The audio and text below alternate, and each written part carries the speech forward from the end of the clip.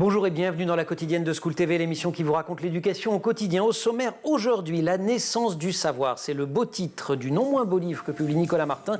Il a interrogé 17 grands scientifiques pour comprendre. Il est l'invité du Grand Oral. L'anti-sèche des Maguessel ou comment l'actualité résonne dans les programmes Actu anniversaire et programme d'art plastique, mais pas seulement, vous le verrez, c'est un 7 juin que naissait le peintre Paul Gauguin. L'heure de la récré, toujours avec Emma Récré Lecture, avec aujourd'hui 2 coups de cœur. Et puis rendez-vous enfin avec le cours particulier de Marie-Olivier. Portrait de l'autre père de l'école républicaine, certains disent même qu'il a plus compté que Jules Ferry, c'est le parent 1, Ferdinand Buisson. La quotidienne de School TV, c'est maintenant, c'est parti, Grand Oral. Un scientifique est-il un être humain comme les autres? C'est par cette question que s'ouvre la naissance du savoir. Ça le fait déjà marrer. Passionnante série de grands entretiens qui vient de sortir aux éditions des Arènes. Il faut dire qu'elle a été réalisée par un expert en la matière. Nicolas Martin, ex-producteur de la méthode scientifique sur France Culture, aujourd'hui auteur et éditeur. À force de voir défiler tant de grands scientifiques, tant de grands chercheurs sur son plateau, il a voulu en savoir plus sur leur histoire, sur leur parcours. Il est l'invité du Grand Oral. Vous-même, vous auriez pu devenir scientifique d'ailleurs, ai-je appris en vous lisant. Mais c'est un peu la question source de toutes les autres questions. C'est ça, voilà. Effectivement, je suis plutôt bon à l'école, je suis plutôt bon élève, j'adore l'espace. Et puis à un moment donné, il y a un embranchement qui se fait dans ma vie. Et au lieu de devenir astronome, je deviens prof de français. Donc je me suis dit, qu'est-ce qui s'est passé? Quelle est la porte que j'ai ratée? Non, plus sérieusement, c'est vrai que... Enfin, que j'ai raté ou que j'ai emprunté. Oui, enfin, non, parce qu'en fait, c'est vraiment quelque chose qui me reste de ces 6 ans de méthode scientifique. C'est que je me dis que si j'avais appris au collège et au lycée la physique comme je l'ai appris pendant ces 6 ans d'émission, vraiment, je pense que j'aurais passé ma vie dans les grands télescopes. J'ai vraiment une passion pour l'espace. Le portrait robot que vous dessinez, il est quand même extrêmement impressionniste, mais il y a quelques constantes. Alors vous refusez à les tirer, hein. Vous dites finalement débrouillez-vous, vous avez les 17 entretiens. Voilà. Chacun trouve ses règles. Ouais, chacun trouve ses règles. Néanmoins, il y a quand même l'école, et plutôt l'école primaire d'ailleurs. Il y a une rencontre avec un enseignant ou une enseignante à un moment donné, et je trouve d'ailleurs que c'est peut-être l'un des trucs les plus réjouissants de ces entretiens. C'est qu'on se rend compte que ce soit à l'école primaire, au collège ou au lycée, il y a beaucoup et très souvent, à un moment donné, un ou une prof qui dit il y a quelque chose et qui ouvre précisément cette porte et qui d'un seul coup va permettre à ces ou ces jeunes chercheurs d'un seul coup de se réaliser, de se dire effectivement je suis pas mauvais dans ce domaine-là et peut-être que c'est une piste à creuser. Ça va même jusqu'à la fac. Et ça, je trouve qu'aujourd'hui, rappeler à quel point le rôle des profs, des enseignants, depuis la primaire jusqu'à l'université, est essentiel dans le contexte politique que l'on connaît à l'éducation nationale et à l'enseignement supérieur, c'est quand même quelque chose d'important. C'est-à-dire que sans bons profs, sans profs attentifs, il n'y a pas de grands chercheurs ou de grandes chercheuses demain. Et si on le dit en positif, quand ils sont là, il y en a. Et alors ces chercheurs, je ne vais pas donner les noms des 17, mais enfin il y a des prix Nobel dedans, comme il y a Alain Aspect, il y a Laurence de Villers, c'est sur l'informatique, Fontanet qu'on a beaucoup entendu au moment du Covid, Gilles Boeuf, c'est plutôt biodiversité, si mes souvenirs sont bons, etc. Mais Carlo Rovelli, Alain, je l'ai déjà cité, Étienne Guise, le mathématicien, bref, dans tous les domaines. Ils ont un grand regret pour beaucoup, les plus âgés, c'est la disparition de ce qu'on appelait dans le temps la leçon de choses, et puis aussi le contact avec la nature. Il y a quand même dans la façon d'enseigner aujourd'hui quelque chose qui se serait perdu. Mais alors, c'est vrai que dans ce lien avec les professeurs, il y a une approche de la pédagogie qui est beaucoup plus en prise avec le réel. Et ça fait écho, il y a une question que je leur pose, puisque l'idée c'est qu'en fait... Oui, il y a le même questionnaire. Il y a une grille, que j'applique... que vous variez un tout petit peu de temps en temps, vous rebondissez, mais il y a toujours la même grille. Mais c'est à peu près la même grille. Et l'idée c'est de se dire, est-ce qu'il y a une curiosité initiale en fait? Est-ce que, quand je dis et quand j'ouvre la préface en disant les scientifiques sont-ils des êtres humains comme les autres, c'est la question de se dire, mais est-ce qu'il faut une conformation particulière du cerveau? Est-ce qu'il faut réfléchir un peu différemment pour devenir un grand scientifique? En fait, vraiment, vraisemblablement pas tellement. Non. C'est vraiment des portes d'entrée. Il y a quand même le mot de curiosité. Alors là, tous. Ça, c'est nécessaire. Curiosité, lecture, qui sont vraiment les deux grandes... Les lectures, on pourrait renvoyer que c'est vrai de à peu près tous les parcours de grande réussite scolaire ou scientifique, on trouve quasiment toujours la lecture. Oui, ça, mais en même temps, c'est Carlo Rovelli et Jean-Jacques Hublin qui disent quelque chose d'un peu similaire. C'est de se dire, pour pouvoir avoir une idée nouvelle, il faut connaître l'état de l'art. C'est intéressant parce que d'ailleurs, entre art et entre artiste et science, il y a une feuille de papier à cigarette. Mais donc, il faut connaître, il faut arpenter absolument cette route, connaître toutes les anfractuosités du mur, pour trouver la petite faille dans laquelle on va pouvoir glisser un doigt et dans laquelle on va pouvoir d'un seul coup élargir et faire progresser la connaissance à partir de là. Curiosité lecture. Et alors, c'est pas vrai pour tous, il n'y a pas franchement de déterminisme familial, mais quand même beaucoup de parents qui ont fait des études ou beaucoup de parents, au grand minimum, qui croient beaucoup en l'école et en l'enseignement. Oui, c'est vrai, mais pas forcément. Ça aussi, je trouve que c'est l'un des autres enseignements que je trouve assez réjouissant, c'est de se rendre compte que il y a certains ou certaines chercheuses, Laurence de Villers par exemple, Yves Gide, qui viennent d'aristocratie intellectuelle, c'est-à-dire de gens qui viennent Fontanet, du milieu. c'est pareil. Fontanet, voilà, tout à fait. Mais de l'autre côté, il y a Étienne Gis, on en parlait, qui vient d'une famille très simple. Il y a Alain Aspect, qui vient d'une famille d'instituteurs. Oui, mais instituteur quand même. Enfin, voilà, mais instituteur, pas d'instituteur d'aujourd'hui. C'est-à-dire vraiment, il dit lui-même. École normale. C'est ça, de l'ancienne école. Il y a aussi un grand écart chez certains entre les vocations précoces, l'école primaire, j'ai toujours aimé collectionner, je ne sais plus quoi, des coléoptères. Des champignons. C'est les champignons, voilà. Les mots, ça je trouve ça très joli. Hélène Lovenbruck qui dit j'avais un cahier où je faisais une collection de mots comme Pagnol. Et les découvertes très tardives, alors ça c'est chez les médecins. J'ai fait médecine et puis alors à 28 ans je dis quand même chercheur, c'est chouette. Oui, alors pas que chez les médecins, je pense à Sophie Zopa qui fait de la chimie atmosphérique et qui est climatologue, qui travaille pour le GIEC et qui elle s'est dirigée par là un peu, pas par hasard, mais par opportunité, c'est-à-dire par coup de bol en fait. Puisque j'interroge aussi la question du hasard, de la chance, de la sérendipité, est-ce que ça tombe dessus voilà, parfois c'est une rencontre une fois de plus et en l'occurrence à l'université. 17 scientifiques de très haut niveau témoignent de leur parcours, de la réalité de leur métier, de leur rapport à la science. Ils racontent la naissance du savoir, c'est le titre du livre de Nicolas Martin. On se retrouve juste après l'Anti-Sèche.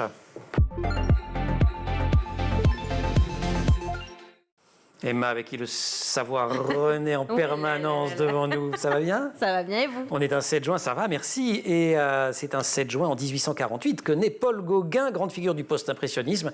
On le croise pendant sa scolarité dans les programmes scolaires. Mais oui, en cours d'art plastique, logiquement, mais bien pas seulement, sûr, non ? Mais pas seulement, en cours de français, d'histoire, de philo, comme de nombreux autres peintres d'ailleurs, car très souvent leur peinture permet d'illustrer et d'expliquer une époque, et c'est tout à fait le cas de Paul Gauguin. Alors il naît donc en 1848 à Paris, en plein printemps des peuples, dont je vous parlais il y a quelques jours, mais son enfance, il la passe à Lima, au Pérou, car sa famille fuit le régime de Louis-Napoléon Bonaparte. Il revient en France à l'âge de 7 ans, son rôle dans la marine nationale devient agent de change à la Bourse de Paris. La peinture, quand est-ce qu'elle le rattrape ? Il y a aussi une question de déclic, là, c'est comme pour les scientifiques de Nicolas Martin. Exactement, alors déjà, il est amateur d'art depuis toujours, mais c'est la rencontre avec des peintres impressionnistes parisiens qui est déterminante, notamment sa rencontre avec Camille Pissarro. Il est fasciné, c'est sa nouvelle passion, et il décide de quitter son travail pour se consacrer uniquement à la peinture. Pour cela, il va même s'installer à Rouen, qui était la capitale des impressionnistes, et où vivait notamment Camille Pissarro. Alors moi, vous me dites Gauguin, je ne pense pas tout de suite Rouen, je pense Pont-Aven notamment, donc je pense plutôt Bretagne que Normandie. Exactement. Il y a un musée d'ailleurs Gauguin Absolument. à Pont-Aven. Et ben c'est là-bas qu'il s'installe, c'est là-bas qu'il crée l'école de Pont-Aven, un atelier qui réunit des peintres pour réaliser tout un travail sur la couleur et la lumière, mais ses voyages en France ne s'arrêtent pas là, il aime beaucoup voyager, donc il quitte la Bretagne pour rejoindre Vincent van Gogh à Arles, en Provence. Je vous avais déjà raconté cette collaboration qui se passe pas très bien, et cette soirée du 23 décembre 1888 où une très grosse dispute éclate entre les deux peintres et où Van Gogh se coupe l'oreille, un bout de l'oreille. Gauguin qui rentre à Paris, mais pas pour longtemps. Le goût du voyage le reprend. Mais oui, voyager, découvrir de nouveaux paysages, une nouvelle nature, c'est vraiment un élément essentiel de la vie du peintre. Il faut dire qu'il est habitué à cet exotisme dès le plus jeune âge. Il a passé donc les 7 premières années de sa vie au Pérou, il a voyagé au Brésil, en Polynésie lorsqu'il était marin. La Polynésie d'ailleurs, c'est là qu'il finit par s'installer. À Tahiti. À Tahiti, voilà. C'est une période très prolifique pour sa peinture, et c'est cette période qu'on étudie d'ailleurs dans les programmes scolaires en cours de français. Déjà, quand on évoque les parfums exotiques, le rêve, Baudelaire et la Réunion, Delacroix et l'Algérie, Gauguin et Tahiti, donc. Et le tableau que j'ai le plus retrouvé dans les manuels, c'est celui-ci. D'où venons-nous ? Qui sommes-nous ? Où allons-nous ? Tableau très représentatif du style de Gauguin avec ses couleurs de prédilection, l'indigo, le jaune, le rose. Alors à Tahiti, par la nature, les femmes, les animaux. Il se met aussi à la sculpture et il est dans une recherche vraiment d'authenticité. Il aime cette terre lointaine et exotique. Une terre où il n'a pas forcément très bonne réputation, à juste titre d'ailleurs. On en a pas mal parlé dans l'actualité récemment. Absolument. Réputation sulfureuse, excessive même, notamment à cause de ses relations avec des très jeunes vainés, ses positions sur la colonisation ou encore sur l'église. Et sa vie se finit très difficilement aux îles Marquises où il vit après Tahiti. Il a beaucoup déménagé. Sa réputation est très entaché là-bas et vous l'avez dit, on évoque beaucoup Gauguin dans cette période, dans la période très récente du post-MeToo. Voilà, et en tout cas, il meurt aux îles, dans la misère, aux îles Marquises, où est également enterrée une autre figure francophone très connue, c'est Jacques Brel. Qui a composé une des plus belles chansons qui soit sur les Marquises. Les Marquises, bien sûr. Formidable. J'ai pas les paroles là comme ça. Non, mais ça reviendra. On se retrouve pour la récré, avec quelques lectures. Oui. La naissance du savoir.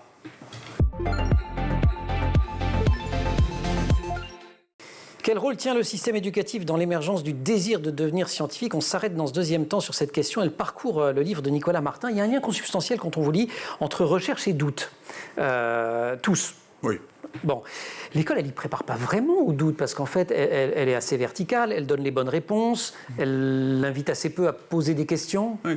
Non, mais c'est une question beaucoup plus large qu'on retrouve et que j'ai pas mal abordé dans la méthode scientifique au fur et à mesure de mes émissions, quand on parlait justement des notions d'éducation, c'est la notion de l'enseignement de l'esprit critique. Mais néanmoins, on se rend compte par ailleurs que cet esprit critique, qui n'était effectivement pas du tout enseigné, notamment pour les plus émérites des chercheurs et des chercheuses que j'ai rencontrés, n'a pas empêché de ces chercheurs de faire carrière. C'est-à-dire que même dans un enseignement vertical... on peut trouver une liberté. Oui, on peut trouver une liberté et on en revient finalement à la figure de l'enseignant. Alors évidemment, le problème, c'est que la figure de l'enseignant, elle est aléatoire. C'est-à-dire que parfois, l'enseignant... Oui, ça ne fait pas une politique publique. Mais non, ça ne fait pas une politique publique. Hein. Voilà. La preuve, c'est que quand je me demandais en filigrane, finalement, pourquoi moi j'ai raté cette porte, c'est parce que, bon, moi, simplement, l'enseignant qui... Ce prof-là, vous ne l'avez pas croisé? Eh ben si, j'en ai croisé un, mais c'est un prof de français. Ah oui, simplement, c'est en première, je rencontre un prof de français qui m'ouvre à la littérature et qui est génial, ouais. Et je fais des études de lettres, alors que je fais un bac scientifique. Donc voilà, on ne peut pas en remettre une politique nationale d'éducation entre les mains d'un ou deux profs géniaux qui vont permettre de repérer les éléments qui feront ensuite les grands noms de la recherche. Et ni une politique nationale de recherche, il en va de même de la coopération. Tous disent qu'elle est essentielle, alors vous les interrogez sur l'articulation compétition-coopération, mais d'une façon, il n'y en a aucun qui vous dit c'est pas bien de coopérer avec autrui. Or, apprendre... la coopération, pareil, à l'école, on est tout seul dans son couloir. Alors, on est tout seul dans son couloir, peut-être un peu moins aujourd'hui. Alors moi, je ne suis pas spécialiste des questions d'éducation, donc je ne pourrais pas vous répondre là-dessus. Ce qui est intéressant, en revanche, c'est de voir que dans l'enseignement supérieur, il y en a beaucoup, et encore une fois, les plus émérites ou les chercheurs qui ont la plus longue carrière, qui n'ont pas du tout vécu ce que vivent aujourd'hui les jeunes doctorants, les jeunes post-doctorants, c'est-à-dire ce fameux régime terrifiant du publish or perish, où on oblige... On va en parler. C'est une expression anglaise, publier ou mourir, ça sonne mieux en anglais, publish or perish, et qui dit il faut produire pour survivre. Ce qui est un des travers de l'enseignement et de la recherche. Et pendant ce temps, on fait finalement plus de recherche, parce qu'on est tenté, vous me corrigez si je me trompe, mais de décliner au fond un peu le même papier. De saucissonner sa recherche, c'est-à-dire de feuilletonner, de saucissonner la recherche, et ça fait partie effectivement des travers de ce qu'est devenu... Mais ça, on va en parler, si vous voulez bien, juste après, des conditions de production de la recherche aujourd'hui, parce que votre bouquin est passionnant aussi de ce point de vue-là. Si on reste sur les questions de formation, vous les interrogez sur l'articulation, induction, déduction, et là... Pas de... Mais non, mais ce qui est intéressant, c'est que comme j'applique le même questionnaire à 17 disciplines, puisque les 17 chercheurs et chercheuses viennent de 17 disciplines, puisque mon intention, c'était aussi de me demander si un mathématicien, ça pense comme une généticienne, si un physicien, ça pense comme un paléoanthropologue, bref, pour voir s'il y avait une sorte d'esprit scientifique supérieur qui régenterait tout, ce qui est évidemment une fausse question, puisqu'on se doute bien que c'est pas tout à fait la même chose. Et donc, oui, la question d'induction-déduction, en revanche, ce qu'on voit se définir comme catégorie, c'est les théoriciens et les expérimentateurs ou expérimentatrices. Et là, effectivement, on voit que ce sont deux formes. Il y a deux écoles. Les expérimentateurs-trices sont beaucoup plus déductifs, c'est-à-dire qu'ils font des observations, en paléoanthropologie, en anthropologie, on vient sur le terrain, fossile, je regarde, j'essaye de botanique, et ensuite j'en déduis des choses, alors que les théoriciens sont plutôt du côté de l'induction. Et ça culmine avec les mathématiques, évidemment. Ce qui a dû plaire aux littéraires que vous êtes, c'est leur rapport aux langues, à la métaphore, parfois à la poésie, quasiment tous. Hein. Oui, c'est intéressant parce que je leur pose notamment une question, c'est si l'analogie fait sens dans leur démarche. Ce qui est intéressant, c'est que ces questions-là, quand j'ai construit ce questionnaire, au début j'étais très très ambitieux, je suis reparti chez Aristote, je me suis dit mais je vais faire la somme épistémologique des questions sur l'esprit scientifique depuis 2500 ans, c'était un peu too much.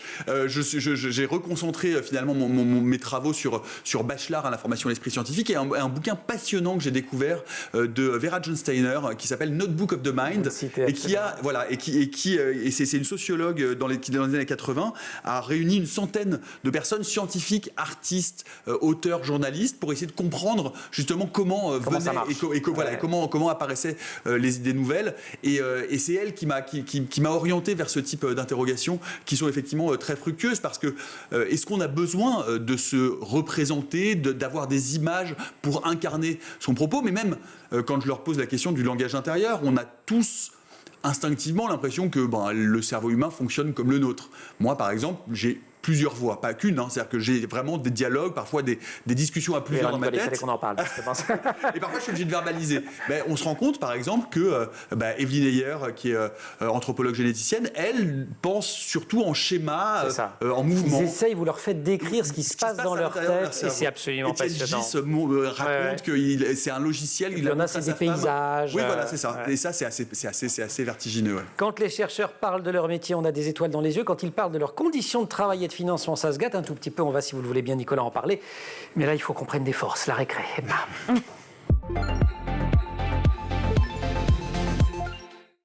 Emma, rebonjour. Rebonjour. Vous allez donc joyeusement marcher sur les plates-bandes de Célie Luton, notre libraire qu'on trouve tous les librairies, puisque vous avez eu un coup de cœur pour 2 ouvrages que vous nous présentez dans l'heure de la récré. Vous avez le droit, vous avez tous les droits à l'heure de la récré. Ouais, non, mais vous êtes au courant, vous en profitez un peu. Voilà, ne m'en voudra pas, parce que j'incite les téléspectateurs à lire, c'est bien. Donc, 2 livres à vous présenter d'une même collection, édité chez Casterman, c'est tout nouveau, ça s'appelle Les métiers passion. Il s'agit donc de petits livres illustrés, et chaque livre correspond donc à un métier. Donc, je vous ai amené dans la peau d'une astronaute. Déjà, on salue le féminin, chouette. Voilà, et je vous ai aussi amené dans la peau d'un grand chef. On salue le masculin, c'est chouette. Voilà. Oui. Ça a l'air super coloré, on peut pas feuilleter un peu? Oui, bien sûr, regardez comme c'est joli. Je vais le faire, tenez, comme ça, pendant ce temps, vous allez nous raconter. Celui-là, d'accord. Hop, voilà. L'astronaute. Et oui, c'est super coloré, c'est une des forces de ces 2 très jolis livres, c'est les illustrations. C'est super visuel, donc dans la peau d'un astronaute, celui que vous tenez, c'est Léonie Kölsch qui les signe, et dans la peau d'un grand chef, c'est Anjouna Boutan. Tout est très joli, même la typographie, c'est super facile à lire.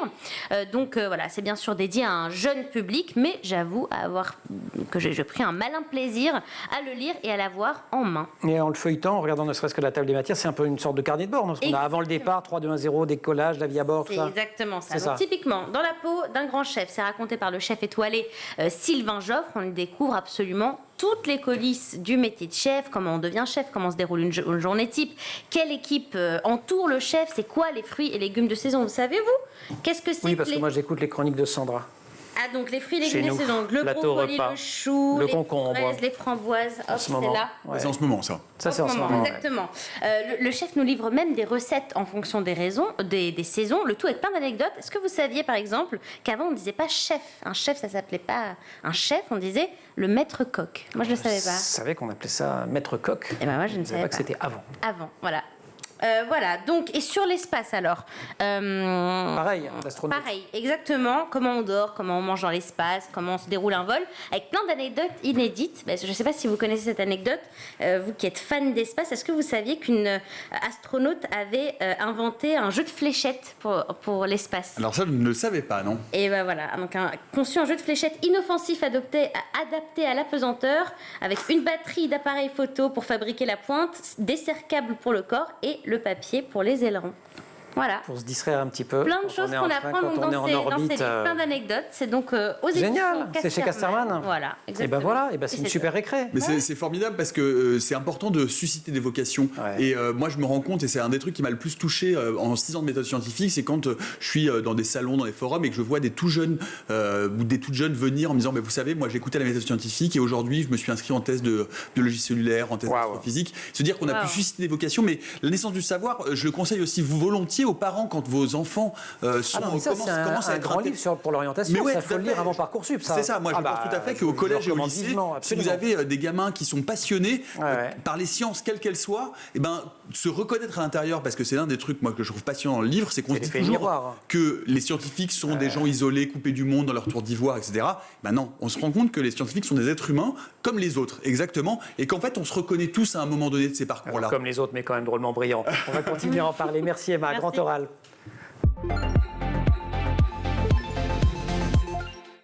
C'est peu de dire que les réformes de notre système de recherche menées depuis 15 ans au nom de l'excellence n'ont pas eu l'effet escompté. Ambitionnant de renforcer le statut de puissance scientifique de la France, elles n'ont mené qu'au décrochage de la part française des publications mondiales, qui est l'indicateur de performance choisi par les réformateurs eux-mêmes. C'est l'extrait d'une tribune collective parue en 2020 dans Le Monde. C'est un sujet qui est également présent dans le livre de Nicolas Martin, celui de la situation de la recherche. Votre livre, il raconte ça aussi, le quotidien des chercheurs. Et beaucoup disent, on est quand même tellement pris par les réunions, l'administratif, l'écriture des projets, qu'on commence à penser, on commence à chercher à 22h quand la journée est terminée. Oui, ou à 6h du matin, hein, comme oui, François Combe qui se lève et qui vient de 7h à 9h. En tout cas, pas aux heures de bureau, quoi, c'est ça que je veux dire. Dans ce bureau de l'observateur, parce qu'on lui dit c'est le moment où on me fiche la paix. Non, alors c'est vrai que ça transparaît parce que c'est une réalité tangible depuis plusieurs années et que beaucoup d'entre elles et eux constatent la dégradation des conditions de recherche par rapport à ce où elles ont pu connaître au début ou dans l'évolution de leur parcours de recherche. Et il y a quelques-uns, ou notamment quelques-uns d'entre eux, je pense à Marc-André Sellos, qui ont des mots assez durs sur la politique actuelle du PDG du CNRS, Antoine Petit, et qui déplore qu'aujourd'hui, pour pouvoir continuer à faire un parcours de recherche, compte tenu de l'extrême précarité, de la difficulté à décocher un emploi, le fameux publisher perish dont on parlait tout à l'heure, il faut avoir quand même la passion des sciences sérieusement chevillée au corps. Ou venir d'un milieu où on peut se permettre jusqu'à 35 ans de ne pas gagner sa vie correctement. Qu'est-ce qui vous a le plus surpris lors de ces entretiens? Parce que vous les connaissiez quasiment tous, voire tous. Vous les aviez déjà interviewés. Est-ce que vous avez des moments de on se dit tiens, ça je m'y attendais vraiment pas? Je ne sais pas ce qui m'a le plus surpris. Ce qui m'a le plus fait... Il y a quelque chose, moi, que... Alors, ce que je peux vous dire vraiment, et je le dis vraiment sincèrement, c'est que je reviens sur ce qu'on disait, c'est qu'en passant ce temps, parce que donc j'ai fait des entretiens inédits, ça n'a rien à voir avec l'émission, je les ai rencontrés, qui duraient entre 1 heure et quasiment 3 heures pour le plus long, et qu'en sortant de ces entretiens, j'avais envie de remettre une pièce dans la machine et repartir 3 heures. C'est-à-dire que c'est des gens incroyablement humains, incroyablement sympathiques, Alain Aspect. Et c'est à ce niveau de connaissance et de savoir là, quand Alain Aspect me dit, mais vous savez, moi, quand je reçois mon coup de fil pour m'annoncer le prix Nobel, mon premier réflexe, c'est de me dire... Je pense qu'ils se sont trompés, en fait. Je pense qu'il y a erreur sur la personne. Il y a une grande humilité dans le savoir. Oui, une grande humilité. Et c'est intéressant parce que il y a certains scientifiques géniaux autoproclamés qui prennent beaucoup de place dans l'espace médiatique en disant qu'ils sont absolument géniaux. En fait, quand les scientifiques commencent à dire qu'ils sont géniaux, c'est qu'il y a un problème parce que les vrais géniaux, ils le disent rarement. Alors c'est un mélange, en même temps, si je puis me permettre, je me l'étais griffonné là, mélange étonnant d'arrogance et d'humilité. C'est-à-dire, il y a beaucoup d'humilité. Et puis de temps en temps, par moment, quand vous avez fait un truc important, j'ai fait ça, c'est quand même très important pour l'histoire des sciences. Voilà. Quand je dis arrogance, le mot est peut-être violent. Oui, ils savent ce qu'ils font quand même. Ça dépend, ça dépend desquels. Je trouve qu'il y a quand même plus d'humilité que d'arrogance. Il y a des moments où ils se disent c'est vrai que j'ai quand même obtenu ces résultats-là et ces résultats ils existent. Mais je pense à un autre. Vous me demandiez ce qui m'a surpris. Moi, il y a une phrase que j'adore, c'est celle d'Evelyn Ayer, qui donc raconte que pour trouver des idées, elle part sur sa Vespa parcourir l'Europe et que c'est le moment où elle réfléchit. Et donc elle est anthropologue généticienne, elle est allée dans plein d'ethnies, elle a vraiment voyagé le monde. Elle me dit moi il y a un point commun que je trouve vraiment, c'est que les êtres humains sont sympas. Et en fait, c'est bête, mais se dire ça aujourd'hui, en fait, moi, ça me donne un sourire immense et je me dis, mais c'est vrai qu'en fait, les êtres humains sont sympas. Mais on avait accueilli à votre place une jeune femme qui avait des troubles assez psychiques assez violents et qui s'était dit, pour se réconcilier avec le genre humain, elle avait essayé de faire en stop, d'aller voir des aurores boréales. Alors, elle n'avait pas réussi à aller au bout, mais elle raconte ça sur Instagram et elle en est revenue en disant ça, quand même, globalement, tout le monde a aidé. Les gens sont sympas. Et je trouve que ça fait du bien d'entendre ça. Comme de dire que les profs sont importants, et les êtres humains sont sympas, je trouve que ça... Ils ont bon fond. Il ne faut pas refuser ça. J'ai une dernière question avant qu'on retrouve Marie-Olivier et son cours particulier. Il y a une question sous-jacente, je trouve, qui est le rapport au mystère de la création. Vous ne leur avez pas posé frontalement la question de la religion, mais à la fleur et la question de Dieu. Ah, c'est intéressant ça. C'est vrai que je ne l'aurais pas posé parce qu'on imagine que les esprits rationnels ne sont pas des esprits croyants, ce qui est une imbécilité. Certains le sont. C'est une imbécilité. Parce que en vrai, ça n'a pas de lien. Voilà. Mais oui, en même temps... Vous savez, en même temps, je leur pose la question du hasard. Absolument. C'est une autre forme. Vous leur demandez le hasard, puis il y a la question d'Einstein aussi. Enfin, il y a plein de questions, vous tournez autour, mais bon, pour le tome 2, vous allez nous faire ça. Pourquoi pas? Vous reviendrez alors. Avec grand plaisir. Bon, vous restez avec nous pour l'instant, on va parler de Ferdinand Buisson. Emma, merci beaucoup. Merci. Marie-Olivier, cours particulier.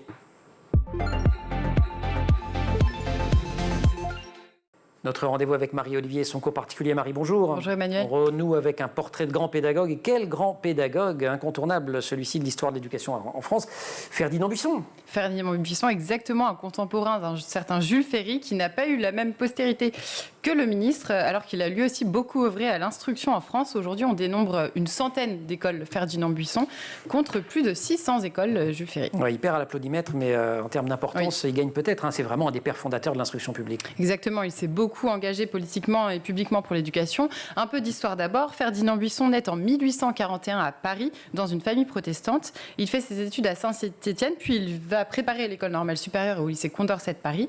Mais il est recalé parce qu'il est sourd. Mais Ferdinand retombe sur ses pattes. Il fait une licence de philo tout en étant précepteur. Waouh, agrég de philo ensuite, il termine deuxième. Exactement, rien que ça. Au fond, Buisson est un pédagogue, un homme politique, mais c'est aussi un philosophe. D'ailleurs, c'est pour des raisons politiques qu'il exile à Neuchâtel en Suisse. En fait, Buisson, c'est une figure du protestantisme libéral à l'époque et il n'adhère pas au Second Empire, donc il refuse de prêter serment. Il admire particulièrement la Suisse, d'ailleurs, son pays d'accueil, dont il vante la culture et la liberté de penser. Il est professeur à l'Académie de Neuchâtel et participe au congrès de la Ligue de la Paix et de la Liberté, une association pacifiste. Et il rentre en France en 1870 pour l'instauration de la Troisième République. Exactement. À ce moment-là, il est très actif dans le 17e arrondissement de Paris, où il devient directeur du premier orphelinat laïque. Puis, il est inspecteur primaire de 1872 à 1886, avant d'être nommé directeur des établissements parisiens par Jules Simon, le ministre de l'Instruction publique de l'époque. Ce qui ne va pas durer très longtemps. Ce qui ne va pas durer très longtemps parce qu'il y a une campagne violente qui est menée par le Parti catholique et les protestants orthodoxes contre la décision du ministre. En fait, Buisson, c'est le père de l'instruction laïque car il contribue à la séparation de la religion et de l'école, comme il est acteur d'ailleurs de la loi de séparation de l'Église et de l'État en 1905 et ça ne plaît pas à tout le monde. Alors, est-ce qu'il est président même de la commission parlementaire qui rédige le texte Oui, vous avez raison. De ces lois. Exactement. Et sa vision de l'école, en fait, est imprégnée de ses convictions. Pour lui, pour Buisson, il fallait faire de l'enfant un esprit libre, c'est-à-dire passer de l'enseignement religieux à l'enseignement laïque. Et jusqu'alors, selon Buisson, l'instruction, c'était, je cite, « croire et obéir ». Croyance, foi aveugle, obéissance facile, alors qu'apprendre, c'est plus difficile. Donc selon Buisson, l'éducation religieuse endort les jeunes esprits dès le plus jeune âge, alors qu'il faut au contraire les éveiller à l'esprit critique. Ce qui n'empêche pas, vous l'avez dit, d'être croyant. Il est protestant. Exactement, il est protestant, il se considère comme un esprit croyant, mais selon lui, la laïcité ne s'oppose pas à la croyance, il parle même de foi laïque. Tout cela est explicité dans l'article laïcité qu'il signe lui-même dans son dictionnaire de pédagogie et d'instruction publique, une véritable bible de l'école républicaine et laïque à l'époque. Œuvre absolument colossale, qui a eu de nombreux contributeurs et qui reste un ouvrage de référence aujourd'hui encore. Exactement, 350 collaborateurs, dont James Guillaume, qui est un ami pédagogue de Buisson et qui est nommé rédacteur en chef à l'époque. La première édition, c'est entre 1888 et 1887, et il y a des rééditions plus tard. Voilà, vous avez donné les années, d'ailleurs, et il sort au moment même où Buisson travaille avec Jules Ferry, qui lui est ministre de l'Instruction publique. Exactement, c'est Jules Ferry qui le nomme directeur de l'enseignement primaire, et Buisson occupe ce poste de 1879 à 1896, en contribuant notamment à une réforme de l'orthographe avec Ferry. Il est aussi professeur de pédagogie, professeur en sciences de l'éducation et docteur ès-lettres à la Sorbonne. Voilà, donc on voit bien toute l'empreinte pédagogique qu'il va laisser. Empreinte politique aussi, vous l'avez mentionné. Oui, il est très engagé politiquement. Il prend parti pour le capitaine Dreyfus une fois son droit de réserve levé. Il est président de la Ligue des droits de l'homme et député. Il défend ardemment aussi le droit de vote des femmes et l'enseignement obligatoire professionnel en France. Mais il reste proche de l'école puisqu'il est aussi président de la Ligue de l'enseignement avant la Première Guerre mondiale. Et c'est cet engagement pendant cette guerre qui va lui valoir le prix Nobel de la paix. Exactement, Buisson, c'est l'un des premiers parmi les patriotes qui défendent l'union sacrée et aussi l'un des précurseurs de la Société des Nations au sortir de la guerre. En fait, il invitait les pacifistes allemands et favorisait le dialogue. Donc en fait, en 1927, il est lauréat du prix Nobel de la paix avec le professeur allemand Ludwig Quidde pour leurs efforts de rapprochement entre les peuples. Et vous savez à qui Buisson dédie son prix ? Aux institutrices, aux instituteurs de l'instruction publique. Et forcément, merci beaucoup. Il fallait quand même qu'on la raconte, cette histoire de Buisson. On n'arrête pas de dire qu'il est aussi important que Ferry. Belle histoire. En une minute, merci à Nicolas de nous avoir accompagnés. Il y a quelque chose, et ce n'est pas sans lien avec ce que Marie vient de raconter. Vous leur posez la question à tous, est-ce que le plus fort, les progrès les plus importants restent à venir dans votre domaine? Et à une ou deux exceptions près, je crois qu'il n'y en a qu'un d'ailleurs, qui dit non, on a à peu près fait le tour. Mais quand même quasiment tous. Il y a une foi dans le progrès. qui je trouve... je pense n'existe pas dans beaucoup de professions. Non, une fois dans le progrès scientifique, une fois dans l'intelligence collective. C'est ça. Et ça, c'est effectivement assez revigorant dans le sens où ce qui est formidable avec les sciences en règle générale, c'est que trouver une réponse, faire progresser un peu la connaissance, c'est ouvrir 10 portes. Et ça continue à être et le ils continuent cas. quand même à avoir l'idée que ça peut... Et en fait, ils ont l'idée que ça peut aller mieux. En fait, c'est un livre super optimiste, votre bouquin. Je pense que c'est un livre optimiste et puis surtout, c'est encore une fois un livre qui réconcilie. C'est pas un livre scientifique, et c'est un livre qui réconcilie avec celles et ceux qui fabriquent la science, parce qu'une fois de plus, celles et ceux qui fabriquent la science, ils nous ressemblent incroyablement et on se retrouve tous un petit peu chez eux, à l'intérieur d'eux, et je trouve que c'est ce voyage-là, en tout cas moi, que j'ai trouvé passionnant et assez émouvant. Et ben moi, je l'ai trouvé passionnant aussi. 2 prix Nobel, 6 médailles du CNRS, 2 grands prix de l'INSERM se confient à l'ex-animateur de la méthode scientifique, Nicolas Martin. Merci de nous avoir rendu visite dans La Quotidienne. Marie, merci aussi pour ce zoom aujourd'hui sur Ferdinand Buisson. Merci aussi, comme toujours, à toute l'équipe de cette émission. Laure Audemont au maquillage, Marine Plantec pour la préparation de l'émission, qui en régie aujourd'hui était avec Maxence Mougin au son et Théo Boscar à la réalisation. Vous restez sur School TV, on se retrouve en permanence sur Internet et sur les réseaux sociaux.